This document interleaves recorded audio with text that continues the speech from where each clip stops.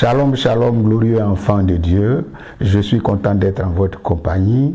Encore une fois, que la faveur et la grâce du Seigneur soient nôtres.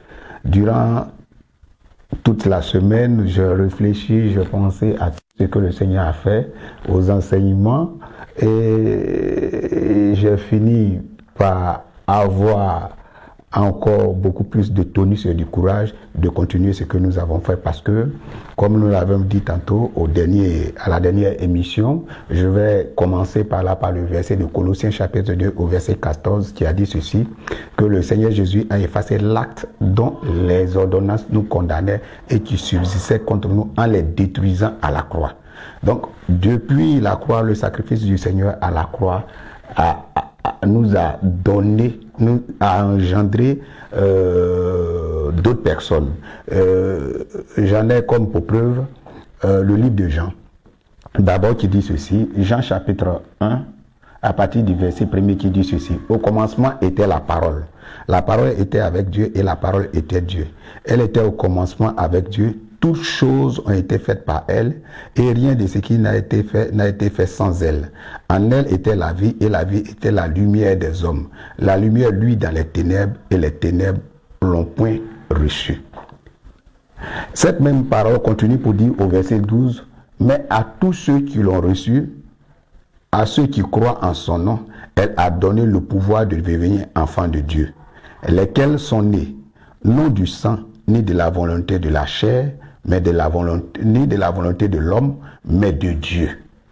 Donc, vous comme moi, nous remarquons quelque chose, c'est que en acceptant l'évangile de Christ, présenté comme le sauveur de l'humanité, le seul, selon Jean chapitre 1 au verset 16, que Dieu nous envoie quelqu'un, son enfant, et celui qui croit en lui a la vie, celui qui ne croit pas en lui n'a pas la vie. Donc Dieu a tant aimé le monde qu'il a donné son Fils unique pour que quiconque croit en lui ait la vie.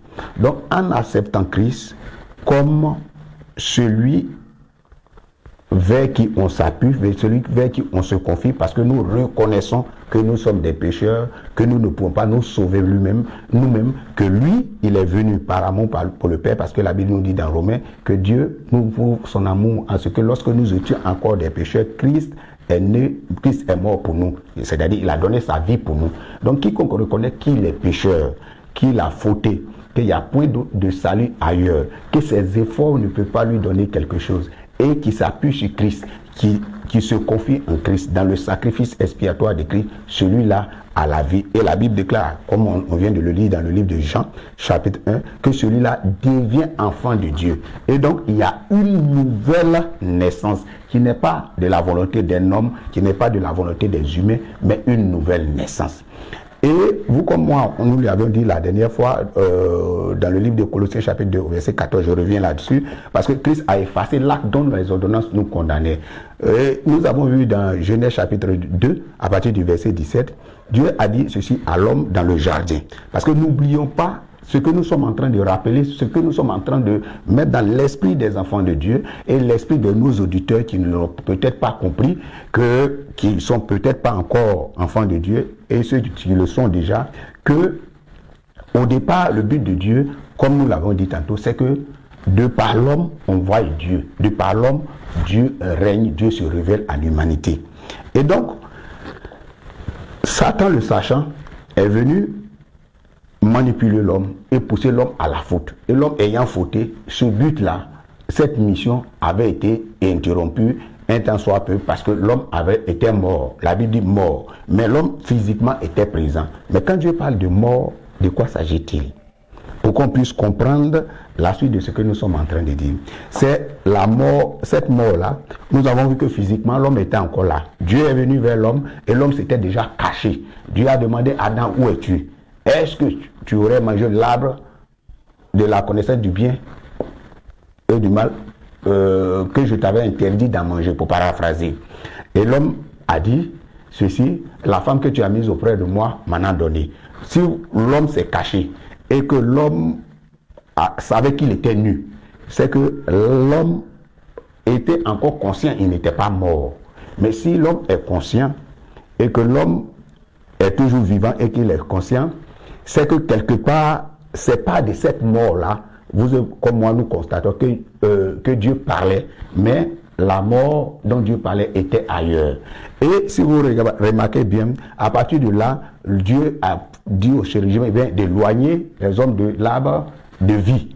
Donc la communion que Dieu avait avec l'homme s'est interrompue. Donc quand Dieu parle de mort là, il s'agit de la mort spirituelle, c'est-à-dire l'esprit de l'homme qui communique avec Dieu, l'esprit d'Adam et Ève qui communiquaient avec Dieu, même si Dieu descendait parfois physiquement, même si Dieu venait vers eux parfois, mais ce qui leur servait de connexion avec Dieu était mort, était en veille, était défaillant, était détruit. Donc c'est la mort spirituelle. Dieu donc vient, comme nous l'avons vu tantôt, par Christ, il vient rétablir l'homme. Regardez, le Seigneur vient, il dit ceci, nous devenons enfants de Dieu, mais dans sa marche sur terre, il fut un moment où il dit ceci à ses disciples, qu'il est préférable pour vous que je m'en aille pour que vienne le consolateur. Et vous verrez que, vous comme moi, nous verrons que dans le livre des Actes, là où le Saint-Esprit descend, à la chambre haute sur les apôtres, la Bible dit que c'était comme des étincelles de feu qui est descendu sur eux. Donc vous voyez que après cela, ils étaient dynamiques. Ils étaient éveillés et puis ils avaient beaucoup plus de foi. Donc Dieu était venu restaurer par le Saint-Esprit l'Église, la partie qui avait été détruite, c'est-à-dire l'Esprit qui devait être en connexion avec lui. C'est le Saint-Esprit qui habite en vous, de moi. Donc le Saint-Esprit ayant renouvelé notre esprit, nous sommes maintenant aptes à communier avec Dieu, à parler avec lui, à rentrer dans son intimité, à recevoir de sa part. Donc l'homme ancien, qui était l'homme animal, a changé, et cet homme ancien, en acceptant Christ, comme nous l'avons dit, comme Seigneur et Sauveur, peut devenir un homme spirituel. Mais il faut qu'il ait l'information, il faut qu'il le sache, et qu'il attache sa foi à cette information-là, et commence à se conduire comme quelqu'un qui n'est pas une vigueur personne, quelqu'un qui n'est pas ennemi de Dieu, qui n'est plus ennemi de Dieu, quelqu'un qui n'est pas séparé de Dieu, mais quelqu'un qui est racheté, quelqu'un qui a le salut, ça veut dire qui est restauré, qui a été restauré par le sacrifice de Christ. Partant de là, cet homme-là a la capacité de régler certaines choses. Mais vous me direz, mais si nous avons tout ça, mais pourquoi vivons-nous ce que nous vivons présentement?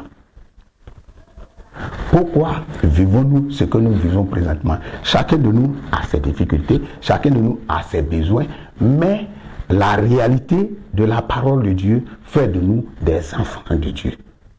Et nous l'avons lu à partir du verset 12 dans Jean chapitre 1. Mais à tous ceux qui l'ont reçu, à ceux qui croient en son nom, elle a donné, c'est-à-dire la parole a donné le pouvoir de devenir enfants de Dieu. Dieu leur a donné le pouvoir de devenir enfants de Dieu. Donc, vous comme moi, tous ceux qui ont reçu Christ sont réellement des enfants de Dieu. Regardez, il y a une différence, une très grande différence entre ceux, le peuple de Dieu, c'est-à-dire Israël, le peuple de Dieu, et les enfants de Dieu. Dieu avait un peuple, Dieu avait une nation. Maintenant, Dieu a une famille. Et nous le voyons dans le livre de Jean chapitre 1 ici, nous devenons enfants de Dieu. L'enfant a une relation particulière et le serviteur a une relation particulière avec le maître. L'enfant a une relation particulière avec son père. C'est pourquoi Dieu nous dit dans le livre de Matthieu que quand vous et moi nous prions, de dire notre Père qui est aux cieux, tout ça que nous voyons, nous soyons rassurés.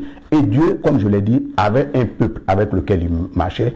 Aujourd'hui, Dieu a une famille. Je veux que ça soit clair. Dieu veut que ça soit clair. Nous voulons que ça soit clair dans notre esprit pour tous les enfants de Dieu, afin de bénéficier de leur héritage, de savoir où ils vont, ce à quoi ils ont droit, ce qu'ils doivent faire, leurs devoirs et leurs droits. Parce que tout ça, c'est différent. Aujourd'hui, nous sommes enfants de Dieu et notre Père, c'est l'Éternel, le Dieu créateur du ciel et de la terre.